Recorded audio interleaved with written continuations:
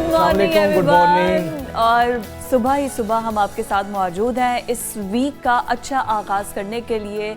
और आप सबसे भी जो है वो दुआ है कि पूरे पाकिस्तानी कौम मिलकर दुआएं मांगे कि आने वाले जो चीफ जस्टिस हैं वो पाकिस्तान के लिए अच्छा बहुत वैसे अच्छे तो हों। आपस की बात है, पूरा मुल्क हमारा दुआओं हाँ। पे ही चल रहा है। क्रिकेट मैच से लेकर सियासी मैदान तक हर चीज में ना हम दुआओं के सहारे पर नहीं, हैं। दुआ क्योंकि हमने हमारे ईमान का एक अहम ईमान का हिस्सा है, लेकिन हाँ। दुआ से पहले दवा करना भी जरूरी होता है। Right। अच्छा, आज मैच के आगाज में मैंने ये सोचा था कि आज सबसे पहले हम भारत को अप्रिशिएट करेंगे, भारतीय मैं पहले टीम को। जस्टिस काजी फायज ईसा को कांग्रेचुलेशंस बोलना चाहूंगी। उनको तो मुबारक। 129वें चीफ जस्टिस बन गए हैं। अब हम वापस आते हैं मैच की तरफ। सबसे पहले तो भारत के लिए क्लैप होनी चाहिए कि जितना जबरदस्त मैच खेला है। नहीं, श्रीलंका के लिए क्योंकि श्रीलंका ने इतना आसान टारगेट दे दिया। शुरू से पहले मैच से लेकर आखिरी आसान टारगेट इसलिए दिया ना कि भारतीय बॉलर्स ने, खासतौर पे जो मोहम्मद सिराज हैं और उसके अलावा जो हार्दिक पांड्या ने बहुत इन्होंने जितनी जबरदस्त बॉलिंग का मुजाहरा किया है, वाकई ही में भारत ने मनवाया है फिजा अपने आप को। अच्छा, कोई भी टीम जो मेहनत करके आगे आई हो, जिसने वाकई ही में मेहनत की हो, आपको उसको बड़े दिल के साथ अप्रिशिएट करना चाहिए। चाहे वो आपका हरीफ है, जितना मर्जी आपकी उसके साथ इख्तलाफात हैं, लेकिन भारत वाकई ही में कल के मैच से और थ्रू आउट पहले मैच से फिजा से लग रहा था कि वो आए ही जीतने के लिए। ये वो जो लास्ट वीक जिसने प्रोग्राम देखा होगा ना, वो देख सकेगा कि वजाहत के पिछले वीक के और अब के एटीट्यूड में कितना फर्क है। कैसे ये इंडिया वालों के खिलाफ हुआ था और अभी जब इंडिया चैंपियंस ट्रॉफी जीत गया, कोई खिलाफ नहीं था। ये आप गलत कह रही हैं। जब इंडिया जीत गया लेकिन एशिया कप जीतने के बाद जो है ना, उसके बाद अब वजह जो है वो साथ ही गुन गाने लग गया है इंडिया के। मैच जीतने की बात नहीं है, बात यह है कि एट द एंड आप उसके बाद कंक्लूजन पे जाते हैं ना। हाँ। और भारत ने साबित किया है, जिस तरह पाकिस्तान के खिलाफ भारत ने खेल पेश किया, श्रीलंका की बात हो या कोई भी टीम हो, भारत वाकई ही में ये डिजर्व करता था। और heads off to you Bharat. काश हमारी टीम भारत से कुछ कुछ सीखे। हमारी जो पाकिस्तानी टीम है, इनको भारत से सीखना चाहिए कि टीम वर्क क्या होता है, कैप्टेंसी क्या होती है। रोहित शर्मा ने जिस तरह शानदार कैप्टेंसी का मुजाहरा किया है बाबर आजम के लिए, उसमें तो आपको उसको अप्रिशिएट करना चाहिए ना। बिल्कुल ठीक है, लेकिन मैं फिर भी यही बोलूंगी कि मिस्टर वजाहत, ये जो पिछले हफ्ते आप जो इतना अगेंस्ट थे ना, क्योंकि इंडिया से हमें ताजी शिकस्त हुई थी तो अभी उसके जख्म भरे नहीं थे। लेकिन अब चूंकि पाकिस्तानी टूर्नामेंट से आउट है, मैं बिल्कुल भारत के अगेंस्ट नहीं था, पाकिस्तान का इसमें कोई रोल ही नहीं है। पाकिस्तान तो ना सेमीफाइनल में ना फाइनल में था, तो भारत ही भारत था और फिर श्रीलंका था। तो आपने फिर भारतीय टीम को अप्रिशिएट करना शुरू कर दिया, लेकिन गुड नहीं, शुरू से ही मैं अप्रिशिएट कर रहा था। जहां पे तारीफ करनी चाहिए वहां पे तारीफ आपको करनी चाहिए, जहां पे तारीफ नहीं बनती वहां पे ना करें। हमारी अपनी टीम से मोहब्बत अकीदत अपनी जगह, लेकिन मेरिट के ऊपर जो भी टीम अच्छा खेलती है आपको उसको अप्रिशिएट करना चाहिए। तो अच्छा कल के मैच में पाकिस्तान यानी कि एशिया कप की तारीख का सबसे मुनफरिद ये फाइनल था, जहां पे बड़े बड़े रिकॉर्ड्स कायम हुए। सिर्फ 50 रन, मुख्तसर तरीन फाइनल मैच, 15 ओवर्स में 50 रन पर पूरी और फिर क्विक, मतलब उन्होंने, इंडिया वालों ने तो ऐसे, उनके लिए तो हलवा था इतने रन बनाना। खैर, मैच की सारी डिटेल्स जो हैं वो हम आगे जब ब्रीफ ये स्टोरी करेंगे तब बताएंगे। अभी आज के प्रोग्राम में हम क्या कुछ डिस्कस करनी है, किन मौजूआत पर बात होगी, इन हाईलाइट्स में आप जानिए।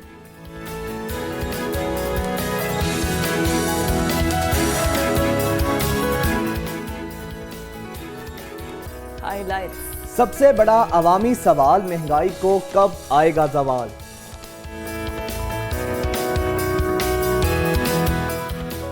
काजी के ओहदे पर फाइज होते ही नए चीफ जस्टिस को किन पुराने चैलेंजेस का सामना होगा।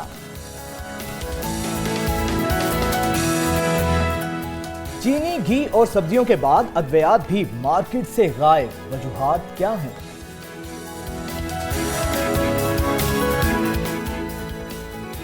एशिया कप में नाकामी, ड्रेसिंग रूम में इख्तलाफात की खबरें, वर्ल्ड कप स्क्वाड का ऐलान होगा कैसे।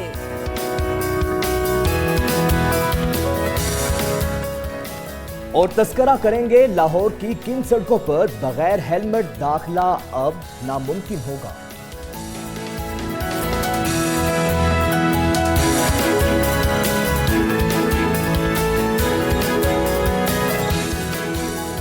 जी, ये हमारी हाइलाइट्स जिनका हमने जिक्र किया है, और आज की हमारी टॉप स्टोरी। और टॉप स्टोरी जो है वो यही है, लेकिन उससे पहले हमारी पूरी पाकिस्तानी कौम का एक ही सवाल है, क्या क्या किसी भी तरीके से पाकिस्तान के अंदर महंगाई को जवाल आ सकता है, महंगाई कम हो सकती है? मैं जवाब दूं इसका? हर कोई यही सवाल कर रहा है। अच्छा, आपके पास जवाब है? Please go ahead. नहीं हो सकती, नहीं हो सकती। जब तक हमारे नाअहल नालायक हुक्मरान मौजूद हैं, जब तक हमारी इकोनॉमिक डायरेक्शन ही सही नहीं होगी, दुरुस्त नहीं होगी, तब तक आप इमेजिन भी नहीं कर सकते ना महंगाई कैसे ठीक हो। अच्छा, ये निगरान महंगाई कैसे है, कम हो, महंगाई कैसे कम हो, मईशत कैसे ठीक हो, मईशत कैसे ठीक हो। अब ये हमारी जो निगरान हुकूमत है, आप अंदाजा करें कि जब से ये गवर्नमेंट आई है फिजा, जिस तरह पेट्रोलियम की कीमतों में इजाफा हुआ है, 26 रुपए परसों तक हम ये समझ रहे थे, 3 दिन पहले तक सिर्फ 10 रुपए का इजाफा होगा। जितने मर्जी जालिम हो, लेकिन इतने जालिम नहीं हो सकते। 331 रुपए 68 पैसे का पेट्रोल हो गया है, और डीजल तो इससे भी महंगा है। डीजल में इजाफा किया है, वो अब वो तकरीबन आई थिंक 340 तक गया है जो डीजल है।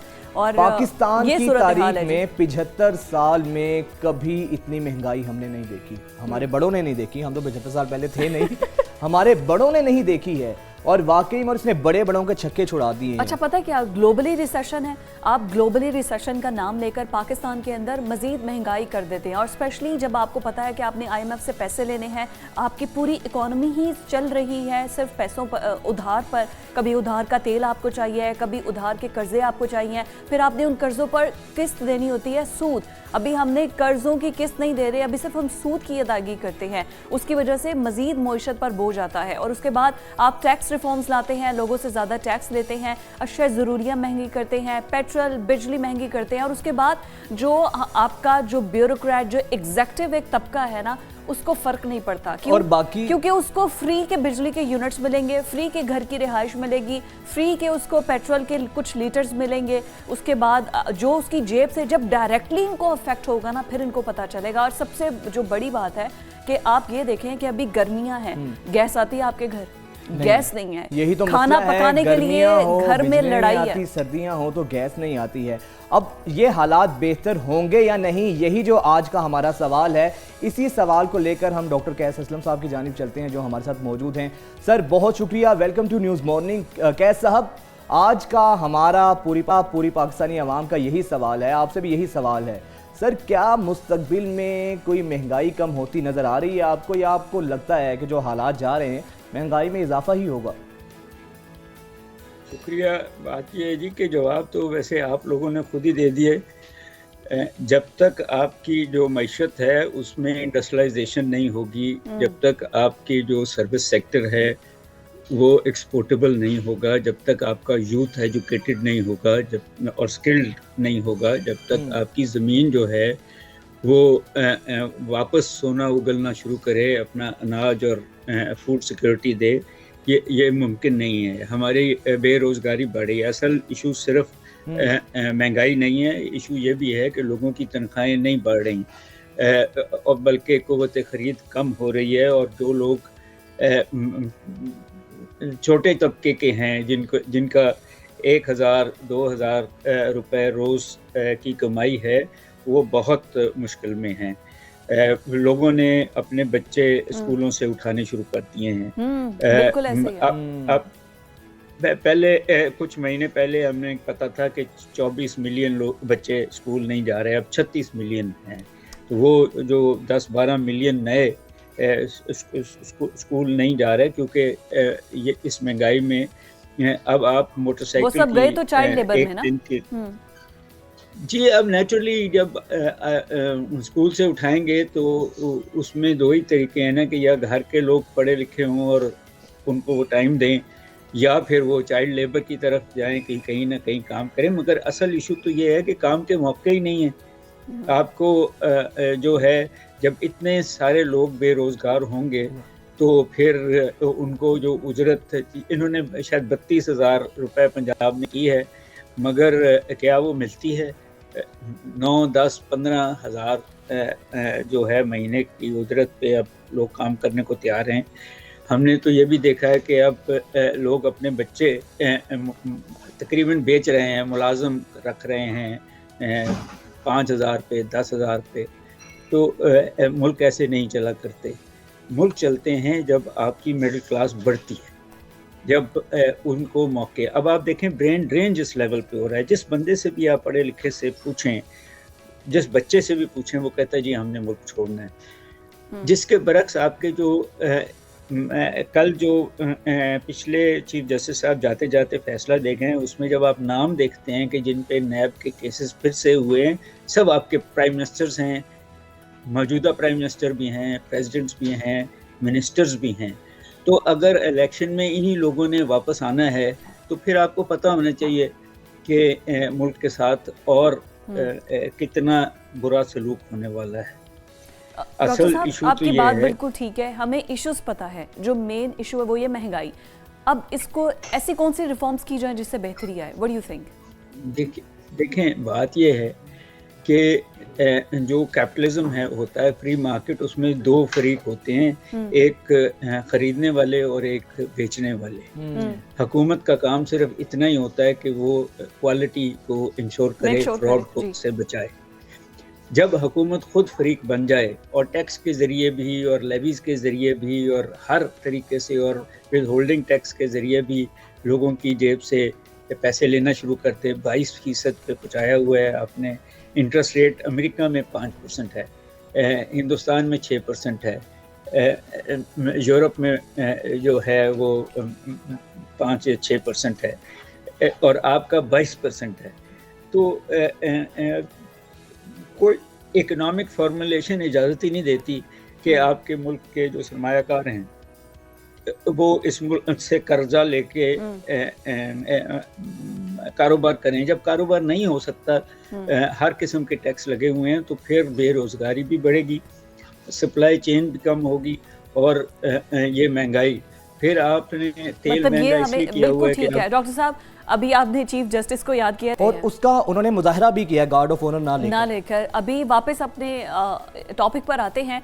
डॉक्टर कैस असलम हमारे साथ मौजूद हैं और डॉक्टर साहब से मेरा सवाल ये था कि ऐसी क्या रिफॉर्म्स की जाए जिससे महंगाई को थोड़ा हमें आवाम को रिलीफ मिले। ओवर टू यू डॉक्टर साहब, क्या कहेंगे? ये शुक्रिया जी। पहली बात तो ये है कि ये जो लेवीज हैं जी, ये जो फ्यूल एडजस्टमेंट्स हैं जी, इनसे जान छुड़ानी पड़ेगी। आपको बिजली बैरूनी तेल के बजाय अपने रिसोर्सेज से पैदा करना पड़ेगा ताकि आपको डॉलरों में पे ना करें, आप अपनी करेंसी में पे करें ये सारा कुछ। और FBR जो है वो डायरेक्ट टैक्सेस लगाए और ये इनडायरेक्ट टैक्सेस से कौम की जान छुड़ाएंगे तो फिर ये होगा ज़्यादा जिसको कहते हैं वायबल सारा कुछ। मगर अगर आप बैरूनी तेल से ही बिजली बनाएंगे और अपने रिसोर्सेज कम इस्तेमाल करेंगे, और फिर आपने खुद ही कहा कि आपके जो एहलकार और पॉलिटिशियंस और ये सब जब मुफ्त बिजली लेंगे, मुफ्त तेल लेंगे, मुफ्त कारें लेंगे, तो वो फिर आवाम पे ही उसका बोझ पड़ेगा। तो रैशनलाइज करना पड़ेगा। हम आवाम को लूट के अमीरों का घर नहीं चला सकते। हमें खूबसूरत अमीरों से पैसे लेके आवाम को सहूलतें देनी पड़ेंगी, फिर ये मुल्क वायबल होगा। और इसकी एब्सोल्युटली बहुत अच्छी बात आपने डॉक्टर साहब कही है। और मुल्क के बाहर इज्जत फिर बहाल होगी। अल्लाह करे ये इज्जत हमारी जल्दी बहाल हो। आमीन आमीन। बहुत शुक्रिया। डॉक्टर कैस असलम हमारे साथ मौजूद थे और वाकई में उन्होंने बड़ी प्यारी बात की है। उन्होंने कहा कि गरीब लोग लूट लूट कर आप अमीरों के घर नहीं चला सकते। एट दी एंड ये जो बोझ है ना महंगाई का, ये अमीरों को उठाना पड़ेगा ताकि गरीबों के चूल्हे ठंडे ना हो। और अल्लाह करे ऐसा हो भी। अभी हम ब्रेक पे जाते हैं, ब्रेक के बाद आपसे बात।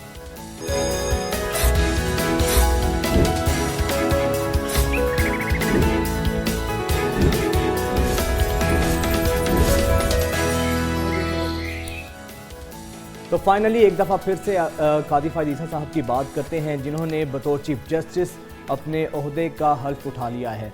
वैसे चीफ जस्टिस कादी फायद ईसा साहब की आमद से बहुत सी बातें से पहले भी हो रही थी कि ये आइन और कानून की हुक्मरानी पर यकीन रखते हैं। अच्छा, इनका जो जेस्चर है ना वो बड़ा ज़बरदस्त है।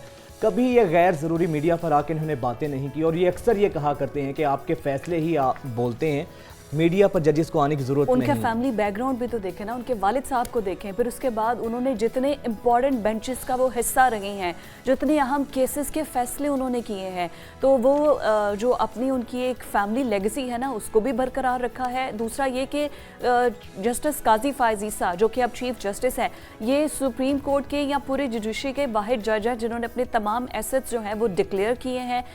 इसके अलावा किसी और जज के एसेट्स जो है वो डिक्लेयर नहीं है। सुप्रीम जुडिशल काउंसिल के सामने जब पेश हुए तो उन्होंने कहा कि अगर किसी ने समाअत इसकी करनी भी है तो ओपन कोर्ट में की जाए जो है, ताकि सबको पता चले, सबके सामने आए जो भी मेरे असासे हैं, और बड़े बोल्ड declare फैसले हो। करते हैं। आज भी देखें ना, Absolutely। अभी हमने जब ब्रेकिंग भी दी है तो गार्ड ऑफ ऑनर नहीं लिया। उन्होंने कहा कि सिर्फ आप लोग साइलिन का ख्याल रखें, अच्छे तरीके से बर्ताव करें।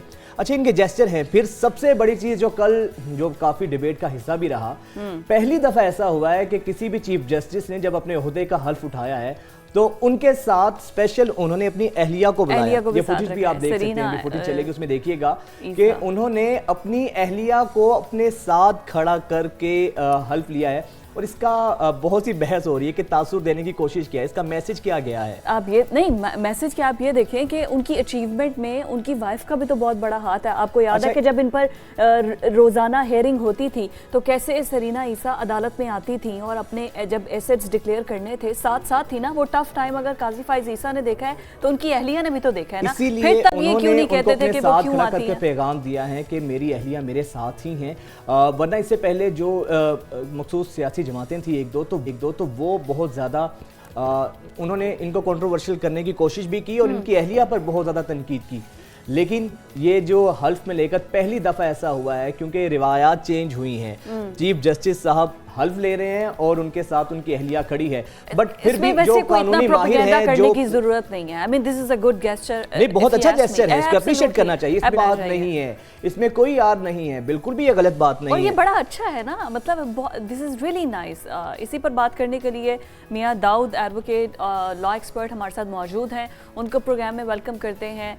Welcome to news morning. मुझे ये बताइएगा मियां साहब, जस्टिस काजी फायज ईसा के आने के बाद, क्योंकि सबसे पहले उन्होंने कहा है कि प्रैक्टिस एंड प्रोसीजर का फैसला होगा तो उसके बाद पता चलेगा बाकी तमाम केस की हेयरिंग कैसे होगी। तमाम अदलिया, तमाम लॉयर्स, कितनी पॉजिटिविटी आई है इनके हल्फ उठाने के बाद? और इनके लिए चैलेंजेस क्या होंगे? पहले 5 अगर चैलेंजेस की बात की जाए। देखिए, chief justice Pakistan mister justice Qazi Faez Isa, ये जो सबसे पहला चैलेंज है वो अपने घर को इन ऑर्डर करना पहला चैलेंज जो है उसे करना चाहिए। क्योंकि अगर पाकिस्तान का जुडिशियल सिस्टम जो है और जुडिशरी जो है वो इन ऑर्डर हो जाती है, वो दुरुस्त तरीके से काम करने लग पड़ती है, तो पाकिस्तान के 70 से 80% हर तरह के मसाइल जो हैं वो खुद ब खुद जो है वो दुरुस्त होना शुरू हो जाएंगे। ये सबसे पहला चैलेंज है। और दूसरा चैलेंज ये है कि पाकिस्तान के अंदर आइन और कानून की सही मानों के अंदर बालादस्ती को यकीनी बनाने के लिए chief justice Pakistan mister justice Qazi Faez Isa साहब को जो है वो काम करना पड़ेगा। तीसरा चैलेंज जो है वो सुप्रीम जुडिशियल काउंसिल को फाल करना पड़ेगा, ताकि जिन जजेस के खिलाफ सुप्रीम जुडिशियल काउंसिल के अंदर रेफरेंसेस पड़े हुए हैं, शिकायत पड़ी हुई हैं और उन जज साहबान के ऊपर मुख्तलिफ नौइयत के इल्जामात हैं, उन रेफरेंसेस का फैसला करना पड़ेगा। चाहे उन रेफरेंसेस को खारिज किया जाए या उन रेफरेंसेस को समाअत के लिए मुकर्रर करने के बाद उनके ऊपर जो भी सुप्रीम जुडिशियल काउंसिल कार्रवाई समझे वो उसके ऊपर करें। चौथी जो सबसे बड़ा चैलेंज है वो आला अदलिया के अंदर और सुप्रीम कोर्ट के अंदर बिलखसूस जजेस की तैनाती का एक मेयार तय करना है। ये पाकिस्तान की गुज़श्ता 75 बरसों से बदकिस्मती रही है कि पाकिस्तान के अंदर आला अदलिया में जजेस की तैनाती का तरीकाकार ही कोई नहीं है। ज्यादा से ज्यादा जो एक आइन के अंदर तरीकाकार मुकर्रर किया गया है वो जुडिशियल कमीशन ऑफ पाकिस्तान का है, लेकिन जुडिशियल कमीशन ऑफ पाकिस्तान भी जब जजेस की तैनाती करता है तो उसके अंदर भी मुतअद्दिद मरतबा ऐसी शिकायत सामने आती हैं कि जज साहबान जो हैं वो फेवरेटिज्म की बुनियाद के ऊपर या सियासी हलकों की बुनियाद के ऊपर या अस्करी हलकों की नॉमिनेशंस की बुनियाद के ऊपर वो हाई कोर्ट्स के अंदर और सुप्रीम कोर्ट्स के अंदर तैनात हो जाते हैं। जिस इस्लामाबाद हाई कोर्ट के साबिक जज हैं शौकत अजीज सिद्दीकी साहब, उनका एक इंटरव्यू रिकॉर्ड के ऊपर है कि सुप्रीम कोर्ट के अंदर एक जज साहब की तैनाती जो है वो जो साबका मिलिट्री एस्टैब्लिशमेंट थी उनकी बदौलत हुई। सियासी वाबस्तगियों की वजह से होती है, मेरे ख्याल absolutely। में chief justice Pakistan mister justice Qazi Faez Isa साहब के लिए चौथा सबसे बड़ा चैलेंज ये है कि जो आला अदलिया के अंदर जजेस की तैनाती का तरीकाकार है वो मेरिट की बुनियाद के ऊपर होना चाहिए, ओपन होना चाहिए, शफाफ होना चाहिए। अच्छा मियां साहब, ये तो वो चैलेंजेस थे जिनका आपने जिक्र किया। अब वकला कम्युनिटी की एक्सपेक्टेशंस क्या हैं, तवक्कुआत और उम्मीदें कितनी हैं काजी फाइज ईसा से? देखिए, सिर्फ वकला कम्युनिटी को ही नहीं, पूरे पाकिस्तान को chief justice Pakistan mister justice Qazi Faez Isa साहब से तवक्कुआत हैं, और तवक्कुआत ये है कि पाकिस्तान के अंदर जो आइन और कानून की बालादस्ती है वो सही मानों में नजर आनी चाहिए। ये नहीं होना चाहिए, ऐसे इल्जामात नहीं लगने चाहिए जैसे माजी के चीफ जस्टिस साहबान के ऊपर लगते आए हैं। बिलखसूस आप साकिब निसार साहब के दौर से लेकर उमरता बंदयाल साहब के दौर तक ले लें, उनके ऊपर मुख्तलिफ तरह के इल्जामात जो हैं वो अखलाकी बुनियादों के ऊपर, कानूनी बुनियादों के ऊपर और जो दूसरे मामला जो हैं वो उनके एतराज़ात लगते आए हैं। इसलिए हम वकला ये समझते हैं कि चीफ जस्टिस पाकिस्तान को अपना पाकिस्तान के अंदर आइन और कानून की बालादस्ती और इंसाफ की फराहमी का जो उनके इक़दामात हैं, उनके जो फैसले हैं वो होते हुए नजर आने चाहिए पब्लिक को। उसकी वजह ये है कि मिस्टर जस्टिस काजी फाइज ईसा के साथ के खिलाफ जब सुप्रीम जुडिशल काउंसिल में रेफरेंस आया था तो पूरी कौम बिला तफरीक, पूरी कौम जो है वो मिस्टर जस्टिस काजी फाइज ईसा के साथ खड़ी हुई थी। पूरे पाकिस्तान की वकला कम्युनिटी जो है वो काजी फाइज ईसा साहब के साथ खड़ी हुई थी, सिर्फ इस वजह से कि मिस्टर जस्टिस काजी फाइज ईसा साहब जो है वो एक ऐसे खानदान से ताल्लुक रखते हैं, एक ऐसी उनकी एक शोहरत है बतौर जज और वकील कि उनका दामन जो है वो हमेशा पाक रहा है, उन्होंने हमेशा आइन और कानून की बालादस्ती के लिए काम किया है। तो इसलिए वकला जो है वो मिस्टर जस्टिस काजी फाइज ईसा साहब के साथ खड़े हुए थे और अब भी वकला जो है वो मिस्टर जस्टिस काजी फाइज ईसा के शाना बशाना खड़े होंगे अगर मिस्टर जस्टिस काजी फाइज ईसा जो है वो अपने अदारे को मजबूत करने के लिए, अदलिया को मजबूत करने के लिए, आइन और कानून के मुताबिक फैसलों की दाग बेल डालने के लिए काम करते हैं। तो वकला जो है वो chief justice Pakistan mister justice Qazi Faez Isa के साथ खड़े हुए नजर आएंगे। हम ये तवक्को करते हैं कि पाकिस्तान के अंदर जो निज़ाम अदल है जिसमें बिलखसूस जजेस की तैनाती का तरीकाकार है और जजेस के जो मिसकंडक्ट के मुर्तकिब होते हैं, जिन जजेस के अंदर कैपेसिटी का बहुत ज्यादा जो है वो बहरान है, उन जजेस के खिलाफ कार्रवाइयां और अपने अदारे को शफाफ तरीके से चलाना जो है ये हम तवक्को करते हैं कि मिस्टर जस्टिस काजी फाइज ईसा जो है वो ये करेंगे। और हम वकला सबसे बड़ी तवक्को ये करते हैं कि मिस्टर जस्टिस काजी फाइज ईसा अपना और अपनी अदालत का वक्त जो है वो सियासी और इंतजामी राइट। मियां साहब, आपने जितनी बातें कही हैं वो एब्सोल्युटली अग्री विद यू, आप सही कह रहे हैं, लेकिन अब ये देखें कि जस्टिस काजी फाइज ईसा पर एक बहुत बड़ी जिम्मेदारी भी ये आयद होती है जो हम जिस हैं, जो एक तासुर है, इसको जायल करना है। क्या वो इसमें कामयाब हो पाएंगे, आपको लगता है? देखिए, जायल कर पाएंगे नहीं, उनको जायल करना चाहिए। उसकी वजह ये है कि पाकिस्तान के वकला ये समझते हैं कि chief justice Pakistan mister justice Qazi Faez Isa साहब जो हैं वो एक रवायती किस्म के चीफ जस्टिस नहीं है।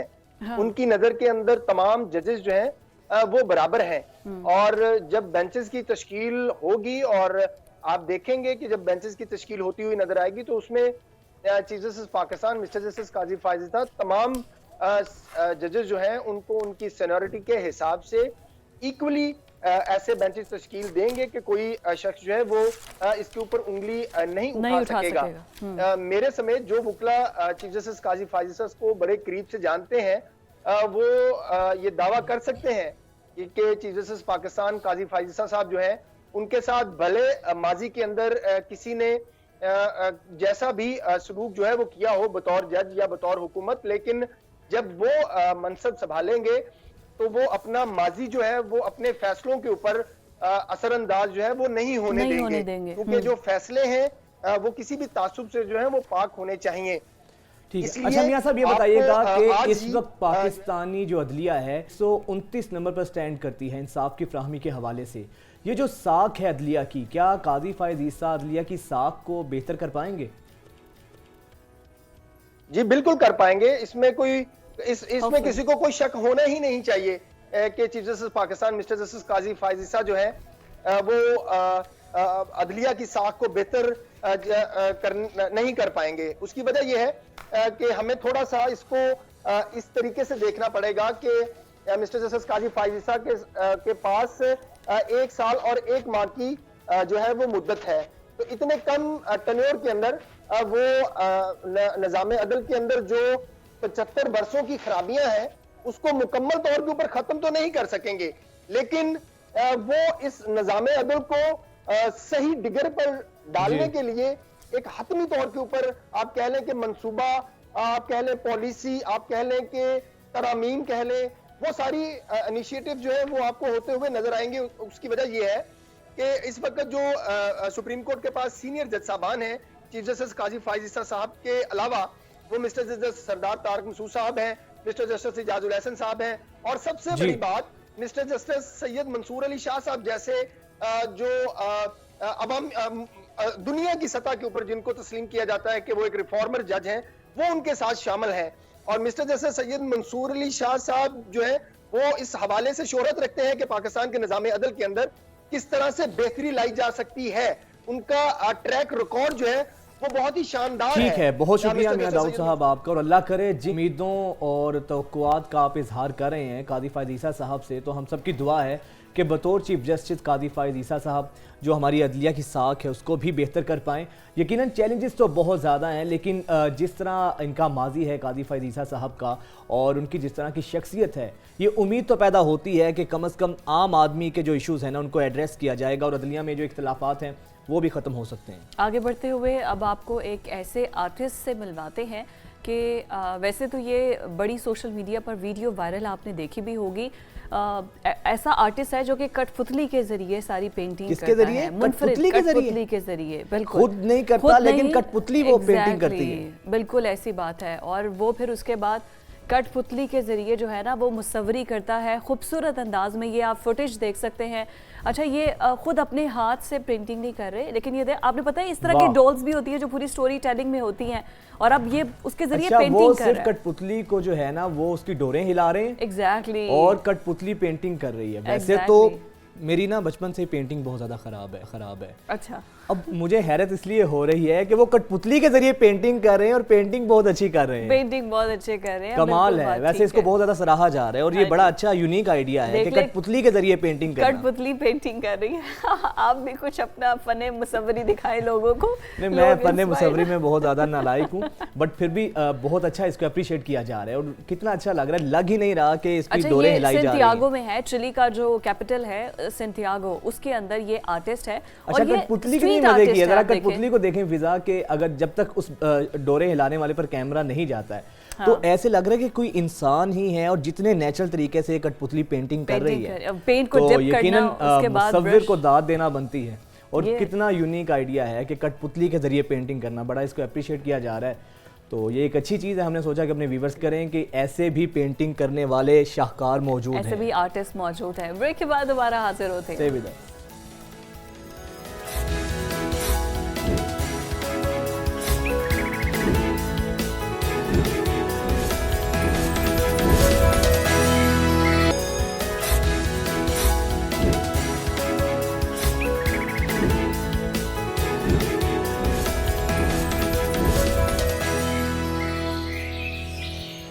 ब्रेक के बाद आपको एक बार फिर से खुशामदीद कहते हैं। और अभी जो इशू पर हम बात करने जा रही हैं वो ये है कि मार्केट के अंदर बहुत सी ऐसी अद्वियात हैं जो कि गायब हो चुकी हैं, उनकी शॉर्टेज है। अब कहा यह जा रहा है कि रॉ मटेरियल हम बाहर से इंपोर्ट करते हैं जिसकी वजह से अद्वियात की बहुत ज़्यादा शॉर्टेज है, लेकिन उससे भी बड़ा अलमिया ये है कि अब अगर शॉर्टेज पैदा हुई है तो 2 नंबर अद्वियात, जाली अद्वियात उनकी रिप्लेसमेंट में दी जा रही हैं। लेकिन इस तमाम सूरत हाल में सबसे अच्छी बात यह है कि ड्रैप ने एक इनिशिएटिव लिया है। ड्रैप ने यह क्या किया है कि मार्केट में जहाँ जहाँ पर अद्वियात नहीं हैं, जहाँ पर शॉर्टेज है, और उसके साथ साथ जो भी जाली अद्वियात है, एक तो उनके लिए एक एप्लीकेशन बनाई है, उनके लिए एप्लीकेशन बनाई है। लेकिन सबसे बड़ा मसला ये है कि एक तो अद्वियात नापैद हुई हैं, नायाब हुई हैं, लेकिन उनकी रिप्लेसमेंट के लिए जाली फैक्ट्रीज, जो जाली अद्वियात हैं वो सामने आ रही हैं और अद्वियात का ताल्लुक बराह रास्त इंसानी जान से होता है। तो ये बहुत ज़्यादा अलार्मिंग सिचुएशन है। इसीलिए तो बात है कि ड्रैप ने बड़ा अच्छा इनिशिएटिव लिया है कि एक एप्लीकेशन बनाई है। अगर आप देखते हैं कि कहीं पर शॉर्टेज है अगर, तो फिर उसके बाद वो एप्लीकेशन के जरिए वो शिकायत भी कर सकते हैं और जहाँ पर जाली अद्वियात हैं वहाँ पर भी शिकायत कर सकते हैं। तो ये एक अच्छा इनिशिएटिव लिया इसी पर बात करेंगे। सैयद फारूक बुखारी साहब हमारे साथ मौजूद हैं, जो कि चेयरमैन पाकिस्तान फार्मास्यूटिकल मैन्युफैक्चरर्स हैं। बहुत शुक्रिया बुखारी साहब आपके वक्त का। बुखारी साहब, वैसे तो मेरा ख्याल है कि ये शायद पाकिस्तान में ही ऐसा होता होगा। एक तो अद्वियात जिनका ताल्लुक इंसानी जान से होता है, आम यूज के अद्वियात हैं, वो नापैद हुई हैं और उनको रिप्लेस करने के लिए जाली अद्वियात मार्केट में आ गई हैं। तो सर, ये वजह क्या है इसकी, और ड्रैब की ये जिम्मेदारी होती है इसको मेक श्योर करना, कोई ऐसी चीज़ें ना हो। कितना बड़ा अलमिया है, कितनी अनफॉर्चुनेट बात है इसका होना। सलाम जी सर, ये बड़ी अनफॉर्चुनेट है कि शॉर्टेजेस आती हैं, बट इसकी रिकमेंडेशन हमारी ये है कि इसकी सप्लाई पे कंट्रोल किया जाए। अगर आप सप्लाई जितनी बढ़ाएंगे ये अद्वाइत की, उतनी ही डिमांड कम होगी और नेचुरली ऑफ कोर्स प्राइस भी गिरेगी। बट अनफॉर्चुनेटली इसका बैकग्राउंड इस तरह है कि लास्ट ईयर जब 230 का डॉलर था, हमने गवर्नमेंट के सामने अर्जी रखी थी 38.5% इन्फ्लेशनरी एडजस्टमेंट की, जो हमारा एक नॉर्मल इन्फ्लेशनरी मार्कअप रहा है for the past year I guess. But having said that, government ने फिर भी, चले खुशाइन बात है कि 14% एसेंशियल, नॉन एसेंशियल पे 20% दी, बट नॉनदलेस ये उस वक्त हमें दी जब ये 280 का डॉलर था। अच्छा, मोर ओवर हार्डशिप केसेस होते हैं, जो हार्डशिप केसेस हम बाय लॉ अप्लाई करते हैं ड्रैप की तरफ कि जी ये इनकी जो कॉस्ट है, इन अद्वाइती कॉस्ट बढ़ चुकी है given to the determined price set by the government.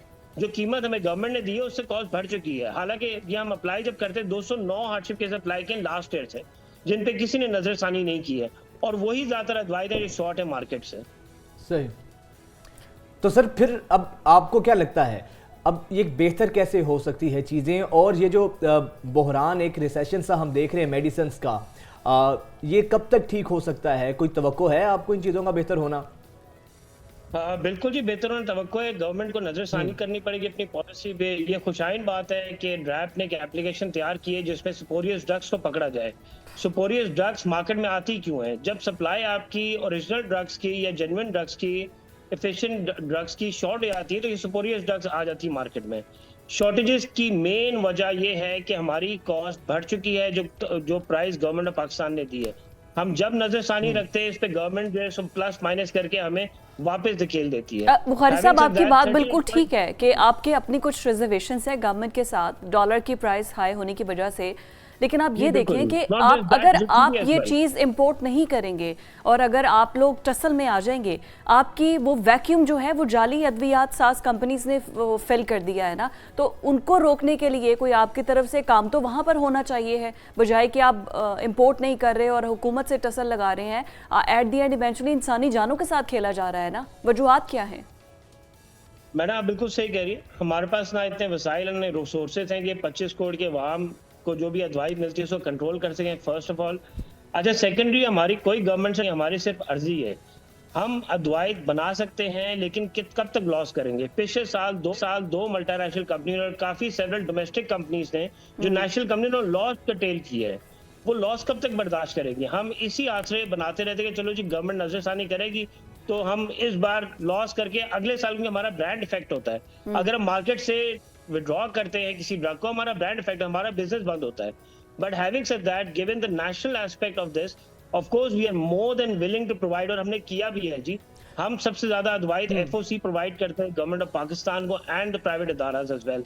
We are doing as much as we can, but लेकिन बुखारी साहब, क्या ये जस्टिफाई है, जिस तरह हमने देखा है कि पिछले एक साल में 70% से ज्यादा दवाओं की कीमतों में इजाफा हुआ है, मेडिसिन इतनी ज्यादा महंगी हुई हैं, मुल्की हालात आपके सामने हैं, तो क्या ये अनजस्टिफाई सा नहीं इतना ज्यादा प्राइसेस के अंदर इंक्रीज होना मेडिसिन की? बिल्कुल, इस बात को मैं तायद नहीं करूंगा। ये बात बिल्कुल गलत है, आपकी इन्फॉर्मेशन जो है is not correct to the point.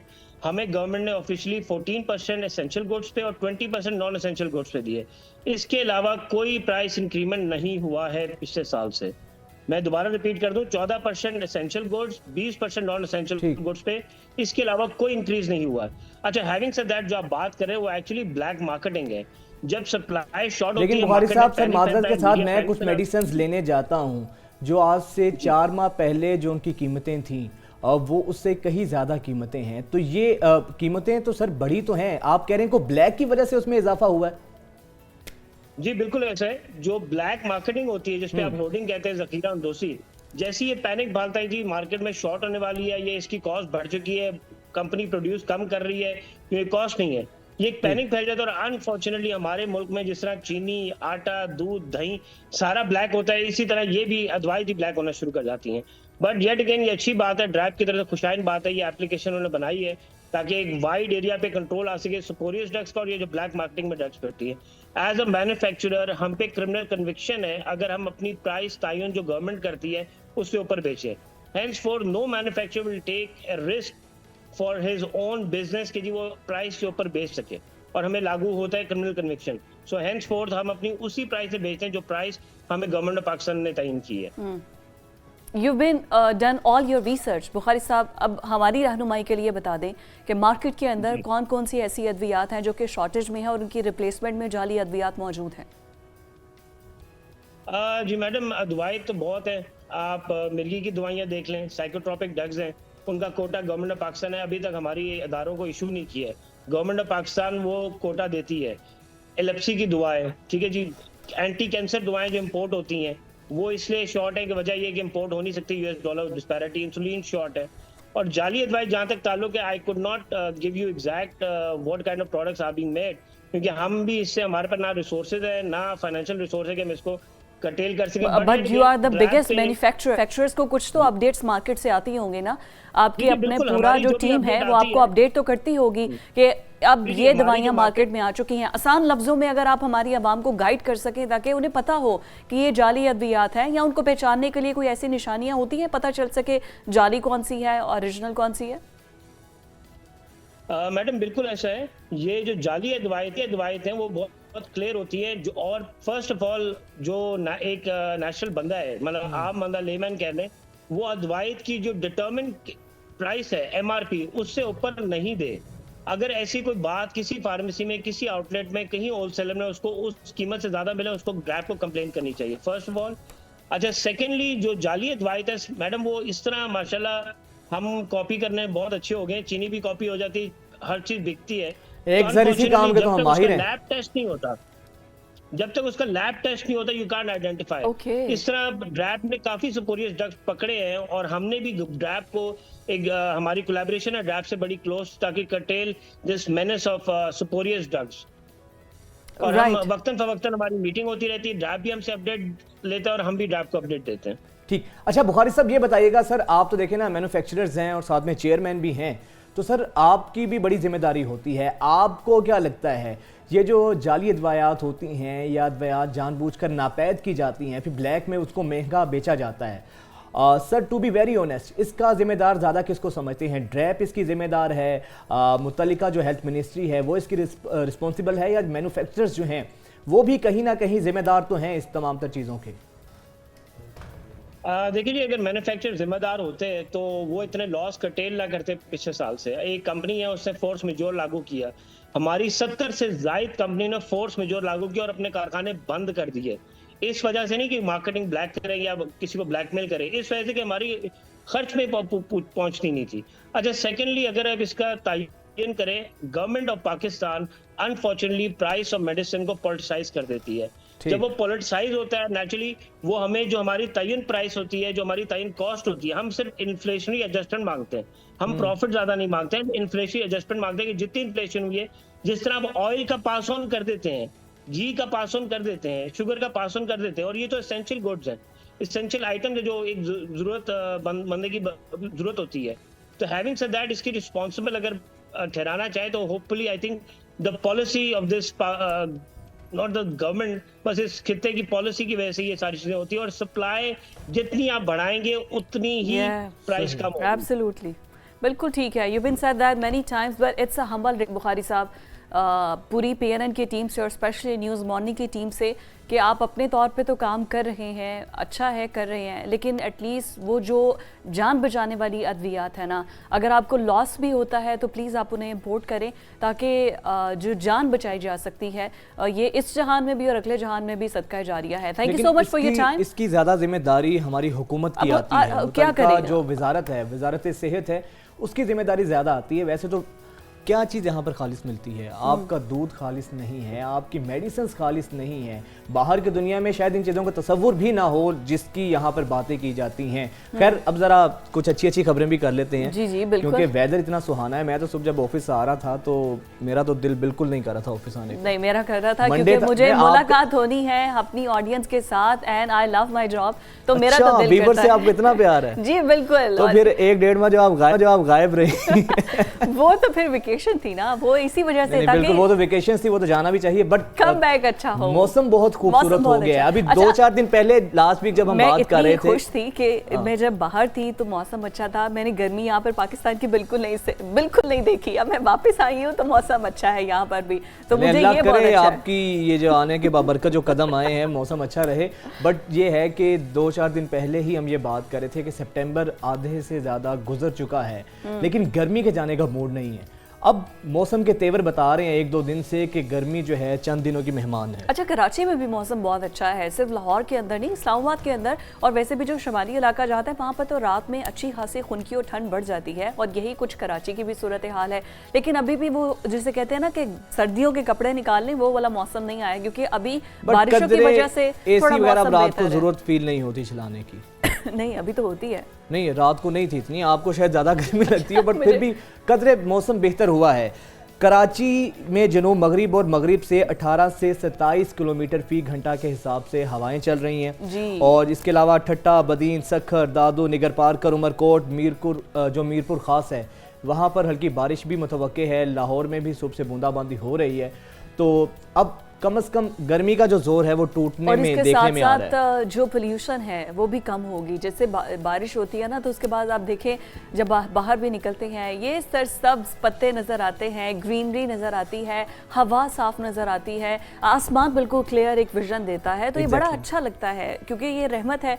और जब हल्की हल्की बूंदाबांदी हो रही होती है और हवा चल रही होती है, अच्छा जो प्लेजेंट वेदर होता है ना, इसकी सबसे अच्छी चीज़ ये होती है कि इसका आपके मूड पर, आपके मिजाज पर बहुत असर होता है। जो गर्मी में वैसे ही हर बंदा उकताया हुआ रहता है, पहले मुल्क के हालात ऐसे हैं, महंगाई इतनी ज़्यादा है, तो कम से कम एक वेदर जो होता है अच्छा, प्लेजेंट वेदर, ये भी एक तफरीक होता है ना। और उसके बाद जो समोसे और पकोड़े की दुकानों पे रश होता है, अभी तो सुबह सुबह है तो जो हलवा पूरी की दुकानों में जो रश लगा होगा और मजे मजे के, पाकिस्तानियों के लिए यही तो एक तफरी रह गई है। अच्छा होता है, जरा मूड थोड़ा सा बेहतर हो जाता है, लोग खाने निकलते हैं। अल्लाह करे मजीद ये वेदर ऐसा ही रहे। हम ब्रेक पर जाते हैं, ब्रेक के बाद आपसे मिलते हैं।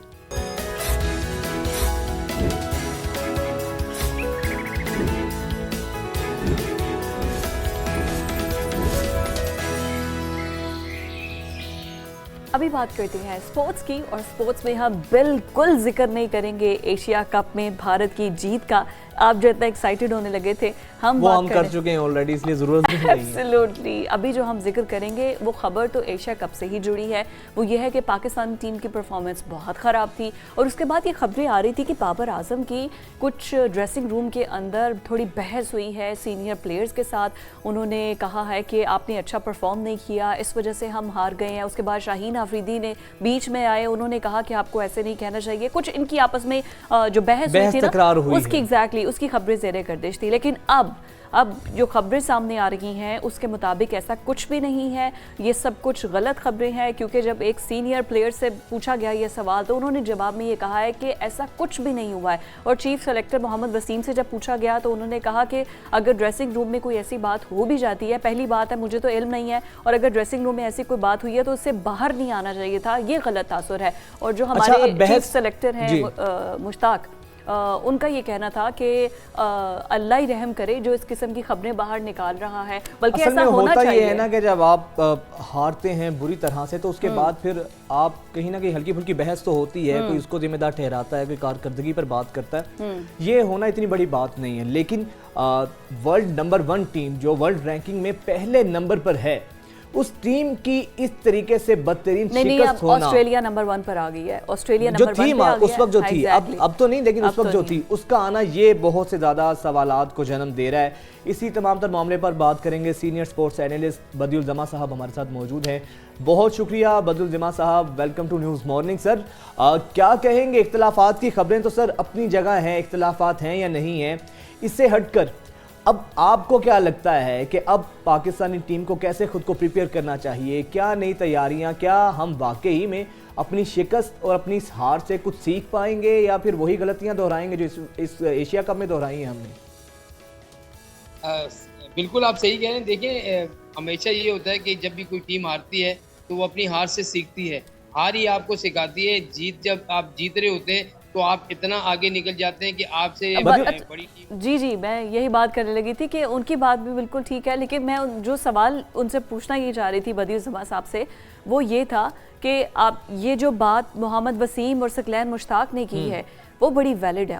उन दोनों ने इसको अगेंस्ट नहीं किया। उन्होंने कहा अगर ड्रेसिंग रूम में ऐसी होता है, तू तड़ाक होती भी है, कोई बात होती भी है तो ऐसा होना चाहिए है। उससे पहले हमने बाबर आजम को देखा था, वो मैच से पहले एक बकल अप कर रहे होते थे कि सबको हमें साथ मिलकर खेलना है, बड़ी मोटिवेशन बातें, बहुत पॉजिटिव बातें कर। अच्छा, वैसे आपस की बात है, सेल्फ अकाउंटेबिलिटी होती है, उसमें देखा जा, आपको देखना चाहिए कि कमी कहाँ पे रही, बेहतरी कहाँ पर और क्या होनी चाहिए। कप्तान ऐसे बोले कि नहीं आपने बड़ा अच्छा किया, वेरी गुड, आगे भी यही करना। बदियुल जमा साहब, सर वही बताइएगा, कोई सीखेंगे हम अपनी नाकामियों से, गलतियों से, या वही हम रिपीट करेंगे, दोहराएंगे?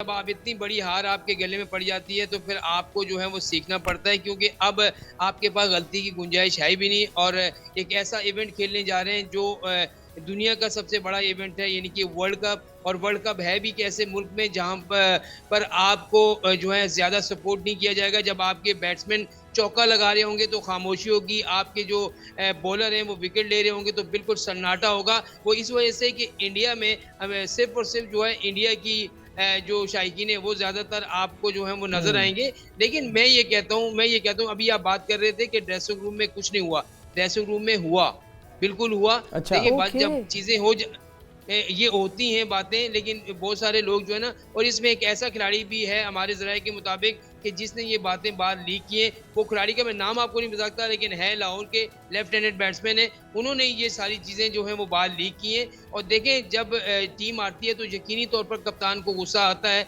और वो पूछता है कि यार हमारी आज परफॉर्मेंस क्या थी। 2 दिन पहले हम हीरो थे, 2 दिन बाद हम जीरो बन गए।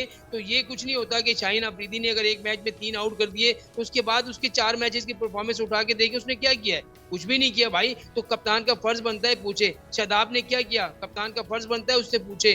फिर फखर ने क्या किया, ये पूछना पड़ता है। जब टीम मीटिंग मैं आपको बताऊं कि जब जैसे ही मैच खत्म होता है 10 से 15 मिनट की टीम मीटिंग जो है वो ड्रेसिंग रूम में होती है, जिसमें कप्तान होते हैं, हेड कोचेस होते हैं और पूरी टीम मैनेजमेंट बैठती है। और जो आप जीत रहे होते हैं तो आपकी जीत पर आपको शाबाश भी दी जाती है, और जब आप हारते हैं और बुरा हारते हैं तो वहाँ आपसे पूछगछ भी की जाती है कि भाई ये गलतियां हमसे क्यों हुई और आगे हमने नहीं करनी। भारत के खिलाफ सब कुछ हो चुका, कप्तान ने सबको कहा कोई बात नहीं, हार गए।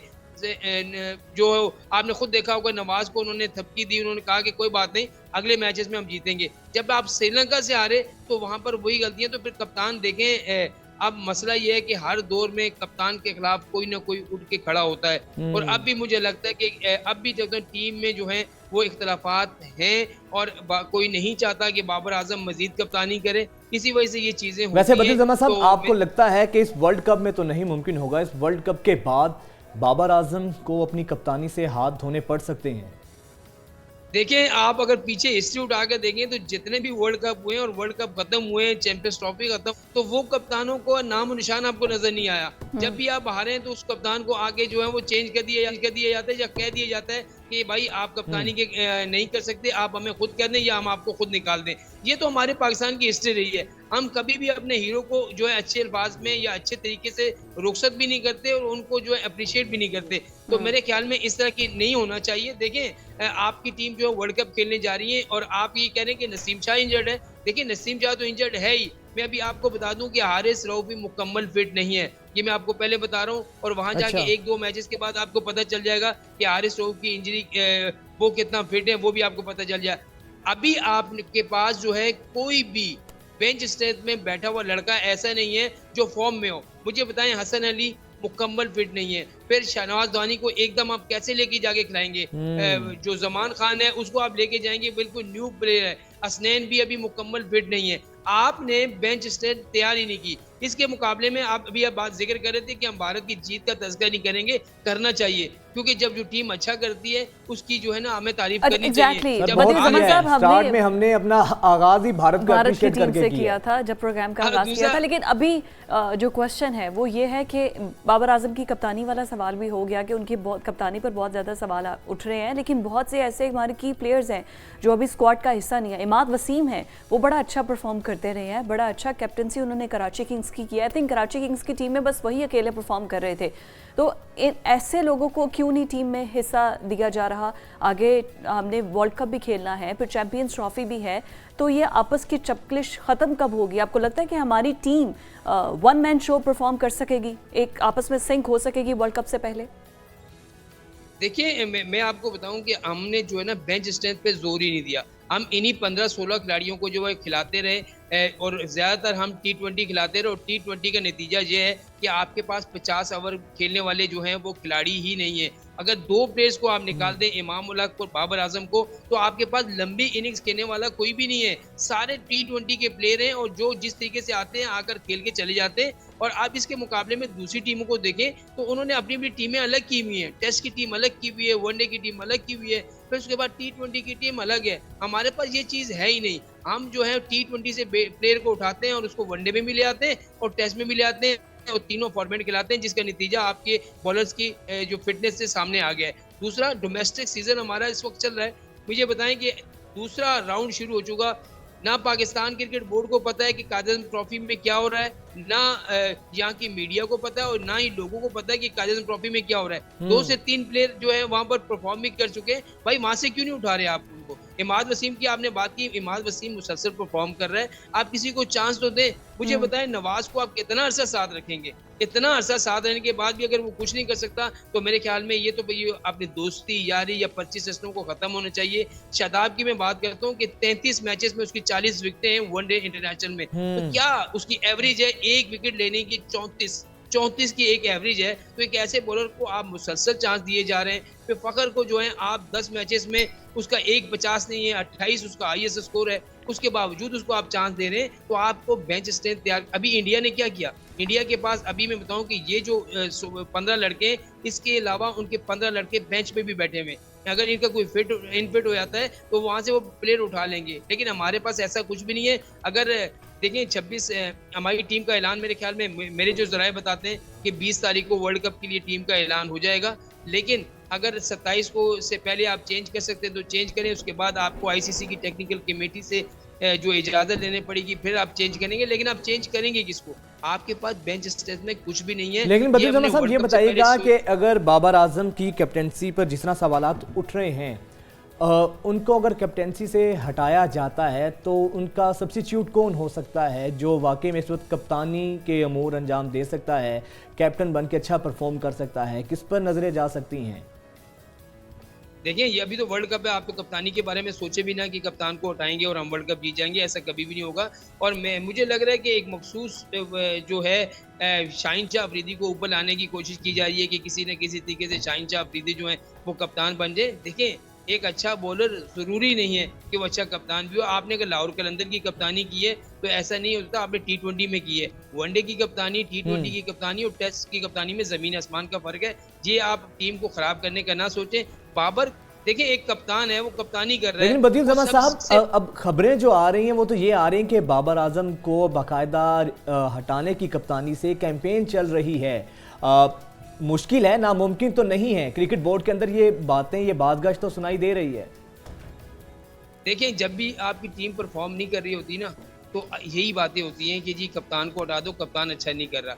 एक कप्तान मुझे ये बताएं कि पूरी टीम मैनेजमेंट को जिम्मेदार, आप क्यों नहीं पूछते मिकी आर्थर से, आप क्यों नहीं पूछते ग्रैंड बैट्समैन से, आप क्यों नहीं पूछते चीफ सिलेक्टर से, आप क्यों नहीं पूछते फील्डिंग कोच और बैटिंग कोच से कि भाई आप इनके साथ हो, क्या कर रहे हो? एक कप्तान मुझे बताएं, कप्तान में फील्ड में जाकर कप्तानी करनी होती है, उससे शादाब से बॉल लेके तो नहीं करा सकता। शादाब को कह सकता है कि यार यहाँ बॉल करो, इधर बॉल करो। शादाब अगर फुलटो से बॉलिंग कर रहा है और छक्का खा रहा है तो उसमें एक कप्तान का क्या कसूर है? लेकिन बदिउल जमात साहब कप्तान फिर भी सर कप्तान की स्ट्रेटजी कोई नाकिस हिकमत अमली जो है पूरे मैच की काया एक आध पलट मैच- सकती है। आप देख लें कि बाबर आजम की कप्तानी को सर कहाँ रेट करेंगे इस एशिया कप में आप?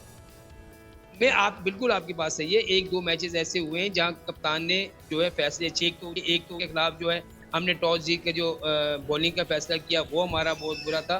फिर जो फील्ड प्लेसिंग होती है, जो ओवर चेंज का मसला होता है, उसमें थोड़ी सी प्रॉब्लम जरूर बाबर आजम की हुई है। लेकिन आप अपने मुझे बताएं ना चॉइस, मैं आपने मुझसे पूछा कि कौन चॉइस है, आप मुझे बता दें कि इस वक्त पाकिस्तान टीम में कप्तानी के काबिल कोई ऐसा लड़का है जो पाकिस्तान टीम को आगे लेके जा सके?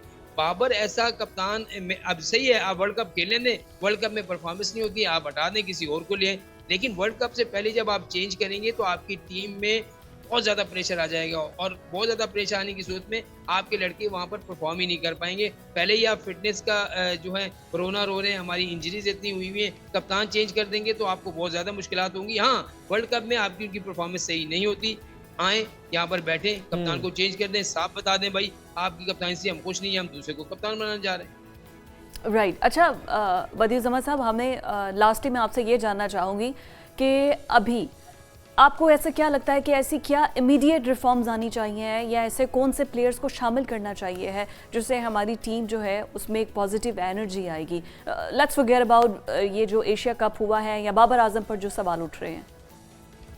देखिए अभी आपके पास जो है ना बेंच स्ट्रेंथ है नहीं, आप अगर उठा सकते हैं तो आपके पास जो है ओरेरा की शक्ल में एक ऐसा प्लेयर है जो ओपन कर सकता है। फिर उसके बाद आपने एक आमिर जमाल को लेके आए थे, उसको भी आप जो है वो ट्राई कर सकते हैं। फिर आपके पास कामरान गुलाम है, उसको आप ट्राई कर सकते हैं। डोमेस्टिक में ऐसे लड़के हैं जो बड़ी इनिंग्स खेलना जानते हैं, तो अगर लेकिन देखिए उनको चांस मिलने की जरूरत है और सबसे ज्यादा टॉप ऑर्डर हमारा फ्लॉप जा रहा है। बहुत शुक्रिया बदिउल जमात साहब हमारे साथ मौजूद थे और बात यही है कि कुछ रिफॉर्म्स तो लानी, अमेंडमेंट्स तो करनी पड़ेंगी हमारी टीम के अंदर ताकि और उसके लिए जरूरी हो ये रिफॉर्म्स जो हो ना वो मेरिट पर हों।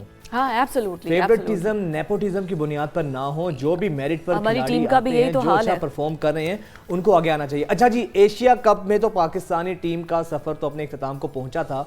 अब जो वर्ल्ड रेसलिंग चैंपियनशिप थी उसमें भी हमारे रेसलर्स नाकाम हुए हैं। इनाम बट इतना अच्छा परफॉर्म करते नहीं हैं, कितने उन्होंने मेडल्स जीते हैं, लेकिन अब वो भी जो है वो हमारी स्पोर्ट्स को नजर नहीं लग गई हर मैदान के अंदर, चैंपियनशिप के अंदर, क्रिकेट के अंदर नजर लगी है? इनाम बट के बाद जो मोहम्मद बिलाल और इनायतुल्लाह है वो भी जो वर्ल्ड रेसलिंग चैंपियनशिप है, दुख की बात यह है कि पहले राउंड में ही वो आउट हो गए हैं, तो पहले राउंड में ही वो आउट हो चुके हैं। और 57 किलोग्राम कैटेगरी में मोहम्मद बिलाल को चीन के जो रेसलर है उन्होंने शिकस्त दी है, जबकि 4-0 से शिकस्त दी है, छोटी शिकस्त नहीं है, 4-0 से। और इसी तरह जो 74 किलोग्राम की कैटेगरी थी जिसमें इनायतुल्लाह जो थे उनको भी जो है मकदूनिया के रेसलर ने शिकस्त दिया, लेकिन वो एटलीस्ट एक अच्छा खेल था, 3-2 से उनको शिकस्त हुई लेकिन है, वो अच्छा खेल पेश बुरा किया जो इम्पैक्ट वो ये हुआ है कि ओलंपिक्स में क्वालिफाई करने से हम रह गए हैं। अब ओलंपिक्स में हम हिस्सा नहीं ले सकेंगे, पार्टिसिपेट नहीं कर सकेंगे, तो ओवरऑल खेल के मैदान से जो है ना बहुत मायूसी वाली खबरें हमें देखने को मिल रही हैं। और हम अपने व्यूवर से भी माजरत करते हैं क्योंकि ये जो हकीकत है वही हमने आपको बतानी है। तो इस तरह ये जो हमारा खेलों का ज़रा डिपार्टमेंट है इसको थोड़ा सा ना फोकस करने की क्या करें, हमारे खेलों के डिपार्टमेंट को भी नज़र लगी है, हमारे अदलिया के डिपार्टमेंट को भी नज़र लगी है, फिर उसके बाद हमारे पॉलिटिकल निज़ाम का तो बेड़ा ही गर्क हुआ है। हमारे नज़र पे डाल दें, वैसे हमारी भी अच्छी चीज़ है, हर चीज़ हम अपनी नज़र पे डाल देते हैं। मुझे आज तक ये समझ नहीं आई कि सारी नज़रें पाकिस्तानियों को क्यों लगती हैं, ये जो डेवलप कंट्रीज हैं, जो इतने सक्सेसफुल पीपल हैं, उनको नज़रें क्यों नहीं लगती हैं? अगर हम करते हैं, हम लोगों को नज़रें क्यों लगती हैं? वहाँ पे नेपोटिज्म नहीं है और वहाँ पे सबसे बड़ी चीज़ फिजा, हर शख्स अपने जो उसकी जॉब है उससे सिंसियर है, एब्सोल्युटली, उनसे ऑनेस्ट है, जो उनका प्रोफेशन है, जो भी उनकी जॉब है, उनको उससे पूरा दिल लगा के मोहब्बत से करते हैं और अपना 100% देते हैं। और हमें भी यही ईमानदारी लेकर आनी है हर डिपार्टमेंट में, चाहे वो खेल का हो, चाहे वो पॉलिटिक्स का हो, कोई भी हो।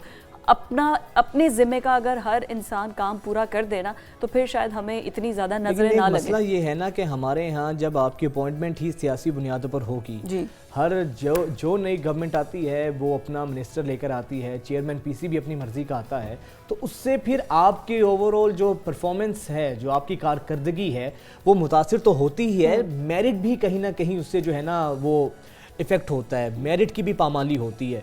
तो असल चीज़ यही है, जो खेल का महकमा है, जितने भी हमारे डिपार्टमेंट्स हैं, सबको मेहनत और फोकस करने की ज़रूरत है, और जब तक ये नहीं करेंगे तब तक हम बेहतरी की उम्मीद नहीं रख सकते। ब्रेक के बाद दोबारा हाजिर होते हैं। Stay with us.